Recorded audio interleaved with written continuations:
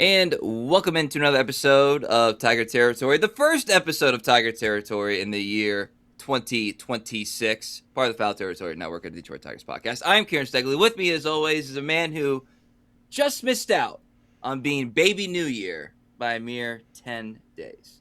He is Cody Stavenhagen. How you doing?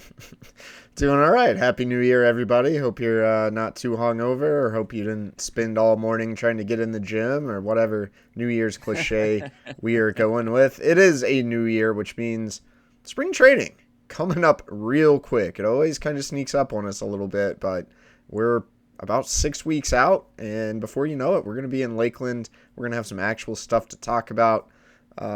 But for now, we're going to keep speculating about some stuff. We're going to keep diving a little deeper on some topics that maybe we haven't fully unearthed this off season. So Kieran, without further ado.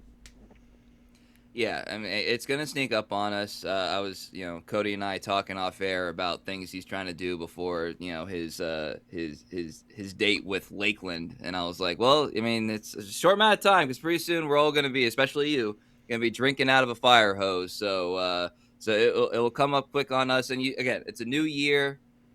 That's going to be kind of the theme of this podcast, Cody, is that it's new. It's kind of a lot of old as well. And then can something old become something new for the Tigers in 2026? Because the reality of the situation as of this recording is that the Tigers, as we've talked about a lot, look to be about the same team that they were in 2025, and in a lot of ways, a lot of the same pieces that were there in 2024 as well. Same players, not the same team. Come on. That's the script. Yeah. Yes. That's the party line here. Yes. Well, So that's okay. So if that's going to be the party line, then we got to kind of see where that's going to be. Where's the new team going to come from? And so, an example of this, I know he was an acquisition into the franchise, but Jahmai Jones would have been an example of this for 2025, where he was a new player, but his production filled a void that was the same. What I mean by that is he took the Andy Ibanez role, right, the lefty killer, and then somebody like Troy Melton would have fallen into this category last year as well. So you've got your squad. Who's going to kind of make you a new look team in a way? And so we're just going to parse through some guys and maybe just start with maybe the easiest ones there, Cody, and that's center field. We talked about it in our last episode as well, but Matt Vierling, you basically got nothing out of him due to injury last year. Parker Meadows, you got a hair above something from him due to injury last year. If you can get 2024 Matt Vierling, if you can get the promise of 2024 Parker Meadows, all of a sudden, that does feel like a new team from what we experienced in 2025. I would be remiss if I didn't mention that Matt Vierling was a 3-WAR player in 2024. That would have been good for just below the Dylan Dingler WAR number among position players. So basically would have been your best player in terms of WAR positionally in 2025. So Matt Vierling, Parker Meadows, you get those guys rolling, or at least to expectation. I do think that does change the complexion of your team, if you would, specifically up the middle and center field. And we know Vierling's going to have some duties at third base as well. Yeah, to be clear, the point of this exercise is kind of the unpacking of the Scott Harris quote. If the Tigers are going to be a different team or a better team with the same players, how does that happen? Who has to step up? Who has to emerge? Who has to maybe exceed expectations?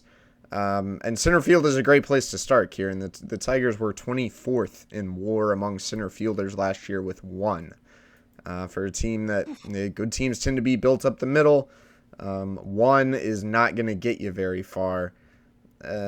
Parker Meadows, we all know he's a huge X factor, and we all know the range of outcomes there are pretty vast. He could be a star, or he could really struggle. I'm a little worried about the hitting track record, of course. Now, Vierling, I think, is a player we just have not talked enough about. It's very easy to forget how productive Matt Vierling was in 2024.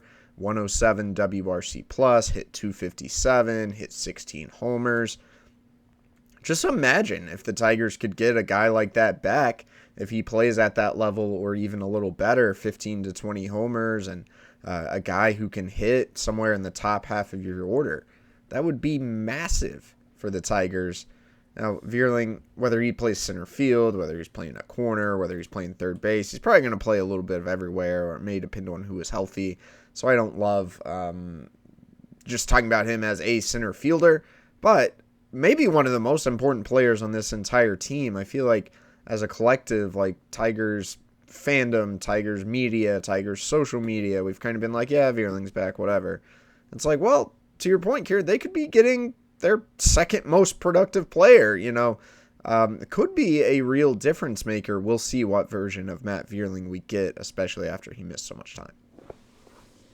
Yeah, and that's kind of a weird thing too when it comes to Matty V, is that like he was brought in as like this kind of like cornerstone of what the Tigers are kind of like attacking with, I should say, and the versatility and the athleticism and all that stuff. And then he became like the elder statesman just kind of by default with the first playoff run. Now, like, he doesn't really have like that much of a veteran leg up on any. I mean, like, you know what I mean? Like you have Gleyber Torres in the clubhouse. You have like Jack Flaherty, who, since he came to the Tigers for the first time, has a World Series ring. You know what I mean? So like Matt Vierling can kind of settle in a little bit intangibly if you're into that kind of stuff, as opposed to being looked at as the only one that has to be off his parents' health insurance.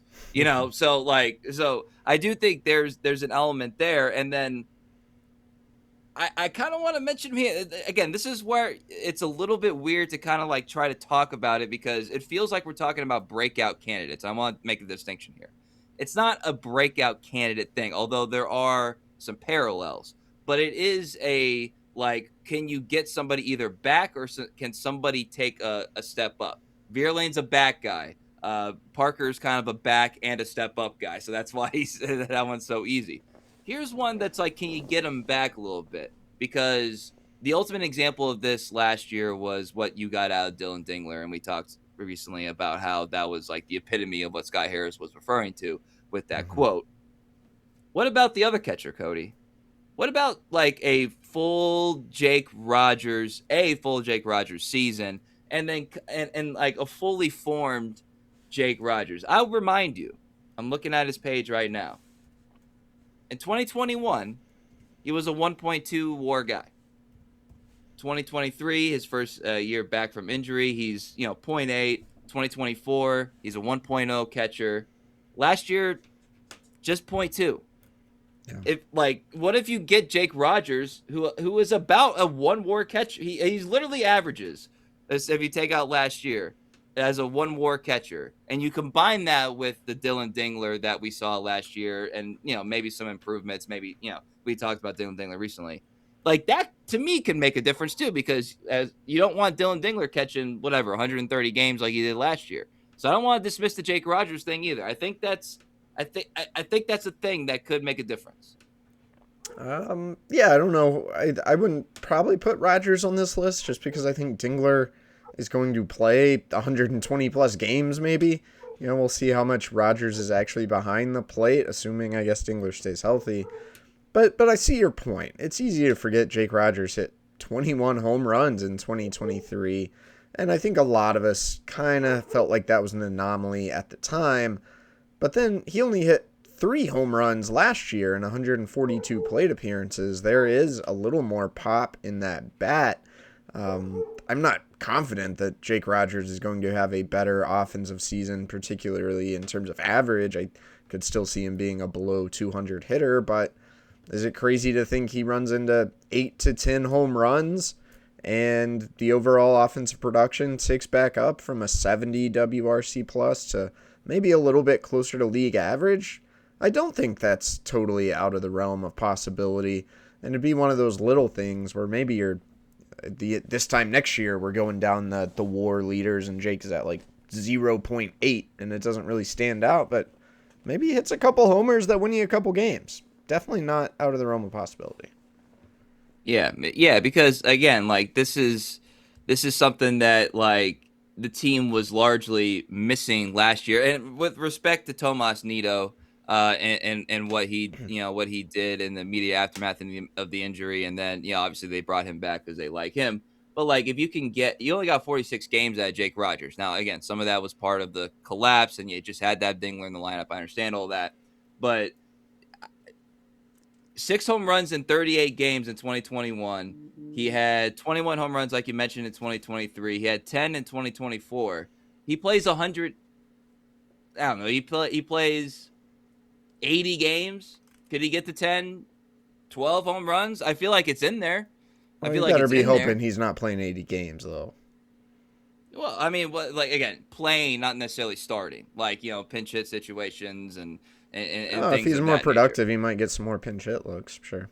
I mean, yeah, because we've seen that controversially over the years. There's a callback there. So yeah, I just wanted to make mention of him, and then let's go back to the outfield for a second, Cody. Uh, Wenceel Perez is a guy that like if there's something in there more, it kind of has to be this year. We joke all the time that it's like, oh man, he's still so young. We feel like we've been doing, Wenceel Perez content or reading about him for a long time, which we have. But he also is going to be in his age 26 season. So he's not so much the young guy anymore.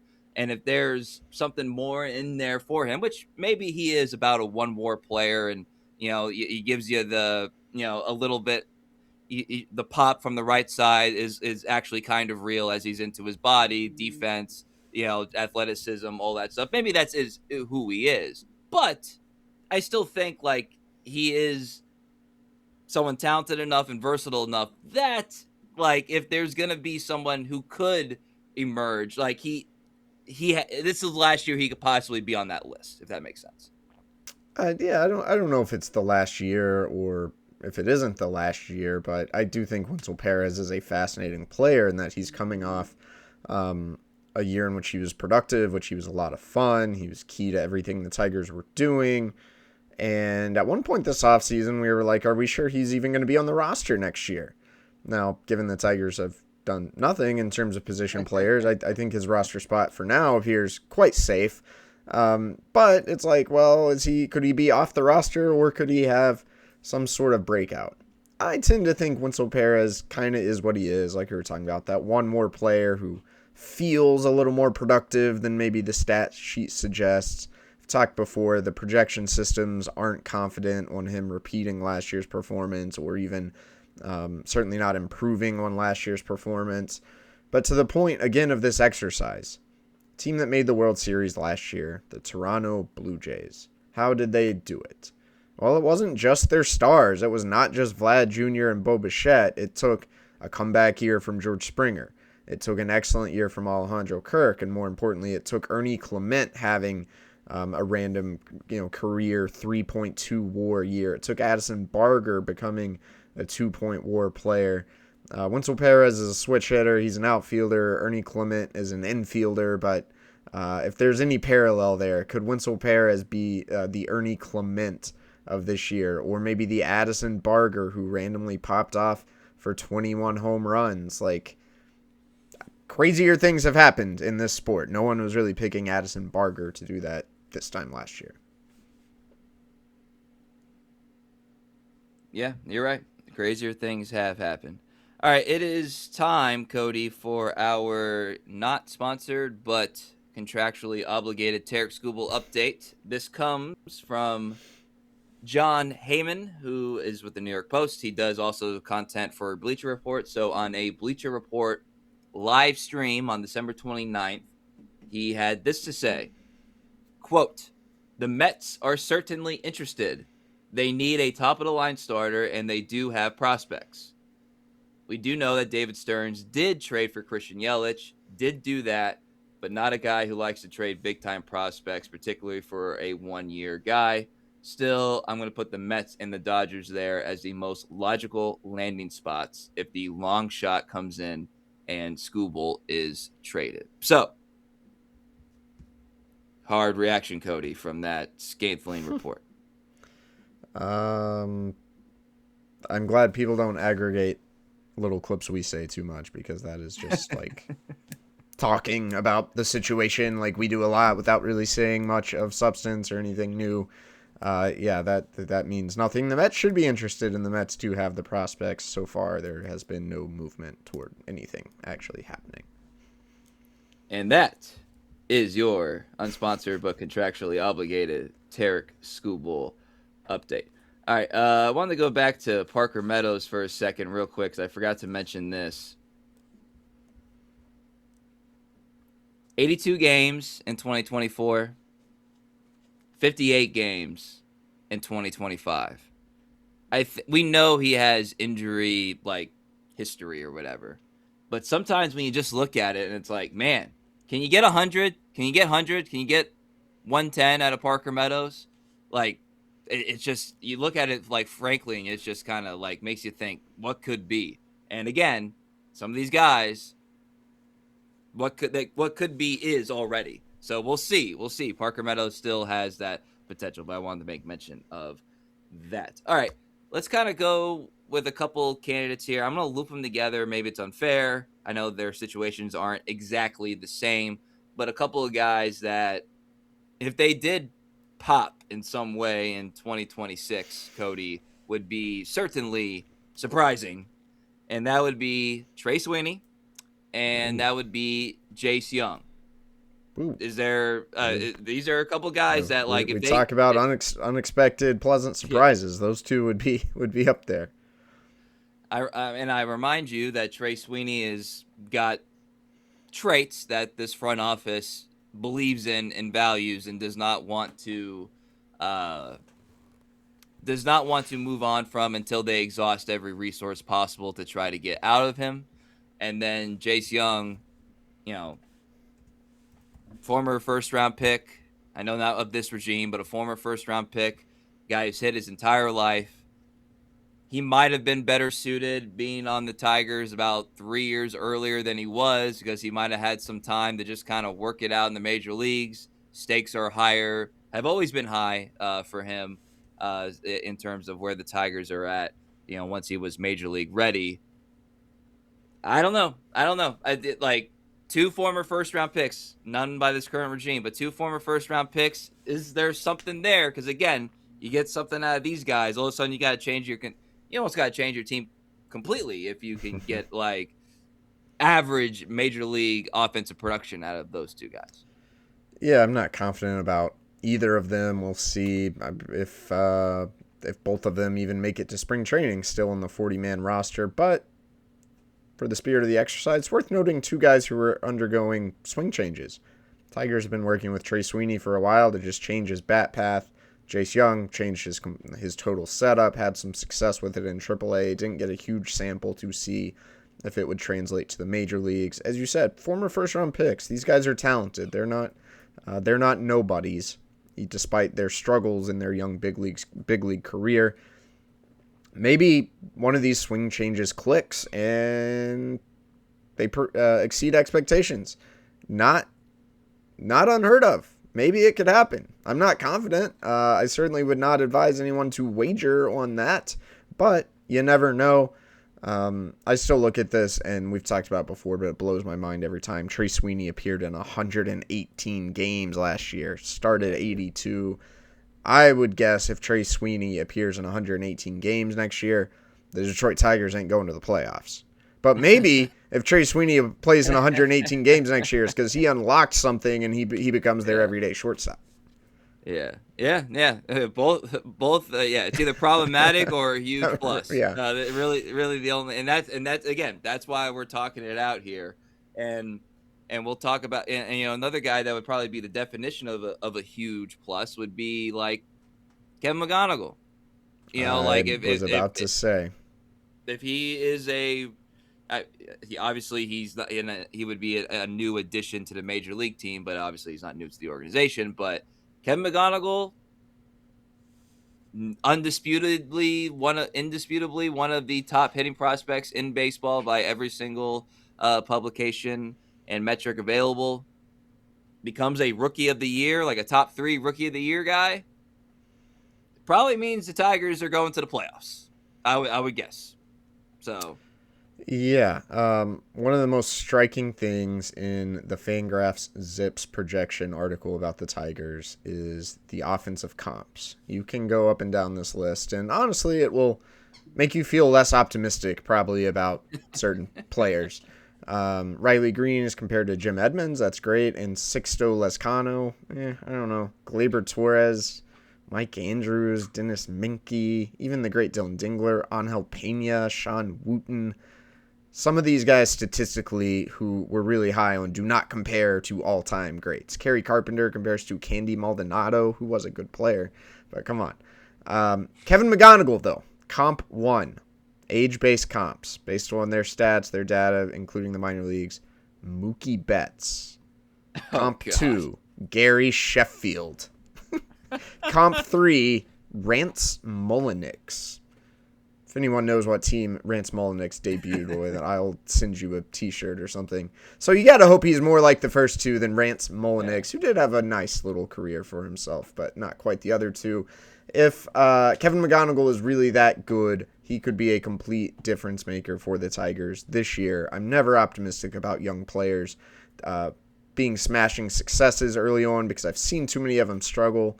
But Mookie Betts, in his age 21 season, he only played in 52 games. He hit .291. He hit 5 homers. He was a 1.8 WAR player.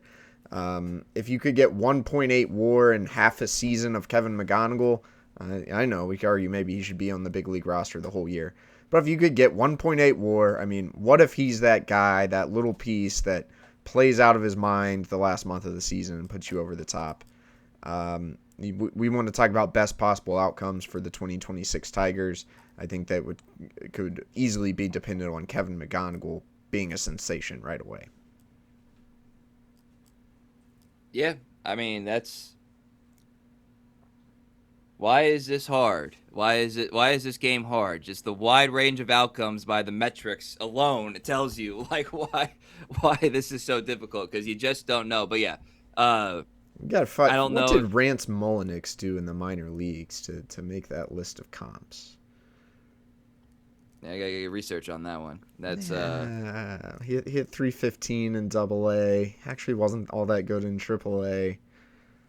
I don't know. Shout out Rance Mullin. No, he was really good in AAA. This guy hit 343 in AAA, his last year in AAA. Before, a 272 hitter in the big leagues. Not a lot of power for our friend Rance Mulliniks, but nice solid career. Let's just hope McGonigle is more like Mookie Betts or Gary Sheffield than Rance, who accumulated 17 WAR in his career. Yeah, would make things quite simple. But I don't disagree with what you just said there about, like, could that be the best possible outcome, like, boom for the team? Because I almost wonder if this next guy is actually the best possible outcome. What if we get, like, the Colt Keith real breakout season?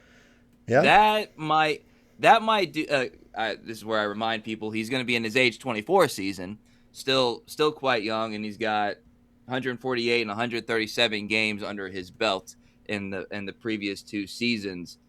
Colt Keith coming into his own, coming into his power a little bit more, being a little bit better with his body, just that naturally comes with with being that age and having gone through a couple grueling major league seasons. Could he get off to a not horribly slow start, and what does that do for him? An unlocking of Colt Keith actually, to me, might be the number one, like, actually changes the 2025 to 2026 season, because this is a guy that he banked on his future, and the Tigers banked on his future more so than any other player on this roster, Cody, is the fact that, sign him to that extension because they believe in what he can do. And obviously we know the dollar amount and what that does, but I don't know. You've basically got no production from him in the postseason. If I gave you the over under of 2.5 hits for him in this postseason career, what would you say? Based on this question, I'm going to take the under. Well, it's over. It's 3. So he only All right, has all right. 3. He only has 3 career postseason hits. If you could unlock him, like, during the course of a regular season, maybe he finds a defensive home, maybe he doesn't for another year, and then he is a real force in your lineup in the postseason. That literally, especially the postseason part, is completely different than what the Tigers have experienced the past couple of years. So Colt Keith might be number 1 on this list, maybe. Yeah, I think Colt Keith is the guy I'm most confident is going to have a pretty big year. Number one hitter, age-based comparison is Wally Joyner, a guy who had some real pop for a minute in the major leagues. If you could get Wally Joyner level offensive production out of Colt Keith, you would take that. Wally Joyner had a 116 career WRC plus. Look, Colt's home in the field is, can he be an average or adequate third baseman? That may determine how valuable he ultimately is, both short-term and long-term. But just at the plate, if he can continue to pull the ball and pull it in the air more the way he did, especially in the second half of last season, he has a chance to, I think, exceed even what the projections are picking for him, which is kind of a modest increase of what he's already been doing. If he can lift the ball to the pull side more, Colt Keith can have a different profile as a hitter, and I think Colt Keith's offensive ceiling is still pretty high. If you can start to see 20, 25 homers out of Colt Keith and still hitting the ball hard and still hitting for average, I think I feel strongly that is like an outcome that is more likely than less likely, or I feel better about Colt Keith having a big year than probably any of the other guys we've talked about so far. Yeah. And also, like, he's young enough that this is not like what I was talking about with, like, even Perez or Parker, but, like, if there was a formula for this to happen, it would be Colt Keith, the guy who, has been a professional since he turned 18, basically, and has a boatload. I just read the games off, just a boatload of major league experience for his age. I do believe, and again, not someone who's been given the greatest kind of like path to like comfort level with having to change positions multiple times, and then being in, doesn't know what it's like to, he's like the anti Bobby Higginson. He doesn't know what it's like to play for the Tigers and not be in the postseason. So like, he came in at a less than ideal time to try to find your feet a little bit, and he's again has done well, and it kind of, if there's anyone primed, it would be him. Uh, Real quick, is there any unlocking of a Kerry Carpenter? Is there any? We talked about Riley Green and Spencer Torkelson a good bit on our last episode. Like Kerry is there something still there that he could do, or is he another guy that kind of like might be is what he is? He's basically a 2 WAR player, maybe 2.2, 2.3 offensive WAR guy, platoon. Not going to give you much on the base pass. Not going to give you much defensively, but still a power threat that you have to game plan against if you're the opposing team, and a good postseason player. Make that. Yeah, it can be hard to know with those guys. I'd put Carey, Riley in that same bucket. Already really good, productive players. Is there more in there? It's like hard to bank on, but not impossible. Yeah. So, yeah. Again, like I kept going back to in my head after you said it, like about 20 minutes ago, that is what he is. That's the crux of this exercise. Is most of these guys probably are is who he is type players, and that's the game, right? That's how this works. And so if you want the team to improve, and that they're not going to do it externally in the way that makes fantasy and video games fun, that this is the kind of boring stuff that it has to be. So just to kind of recap, we Parker, Matt, you know slim chance on the Youngs and the Sweeneys of the world. McGonigle, huge. Colt Keith, the ingredients are there for like a real breakout, and change the complexion of your team. And then everyone else, Torres, Dingler, Torkelson, Rogers to a certain extent, the guys that you're going to rely on, it's kind of like marginal improvements and hoping that, at worst, their production stays steady to what we've seen either last year or the past couple of years. And then all of a sudden you're in that race to, what'd you say, guys say on The Athletic, the race to 83. 83. I think we should have made it 84. Come on.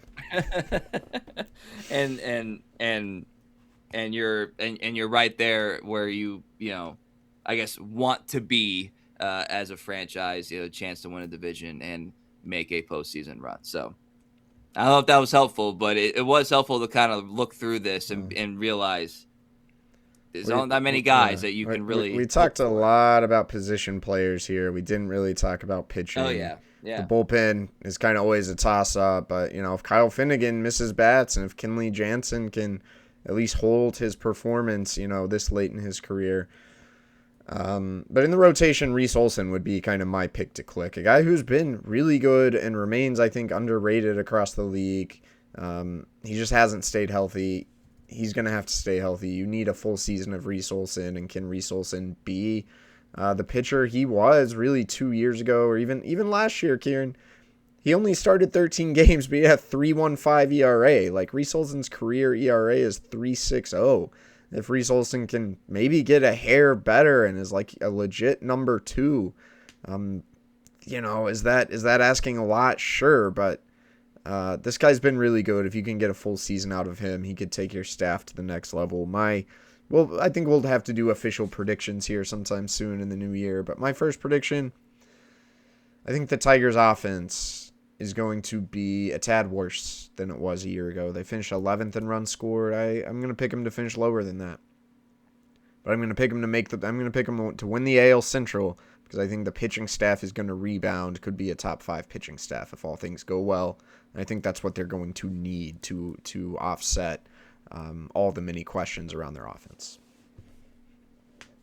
Casey Mize, 1.6 WAR last year, and those 13 starts, Reese Olson 1.7. So there you go. That's your first tease of 2026. A lot of fun doing this, Cody. Anything else before we jet out of here? No, that's it for now. All right, well, we're gonna have plenty in store this year, and just can't wait. Like you said at the top, spring training will be here before we know it, and there's going to be so many storylines, so many expectations, how these guys handle them, kind of shape they're in. We know, we love that, and we'll start hearing from AJ and the guys on a regular basis to see how they carry themselves as a team that's not a fluke playoff team anymore. So 2026 Tigers, not fluke postseason guys anymore. You got to go and kind of act accordingly. So we'll see. We'll be there to react to everything as it unfolds. So thank you to everybody who has made it with us to the new year. Thank you to everyone who subscribed on YouTube. Follow us on X, formerly known as Twitter, at Cody Stavenhagen. I'm at Kieran _Steckley. Pod page at Tiger Territory _. And thank you to everybody that subscribed and given us a 5-star review on your platform of choice. So for Cody Stavenhagen, I'm Kieran Steckley. Everybody have a great day.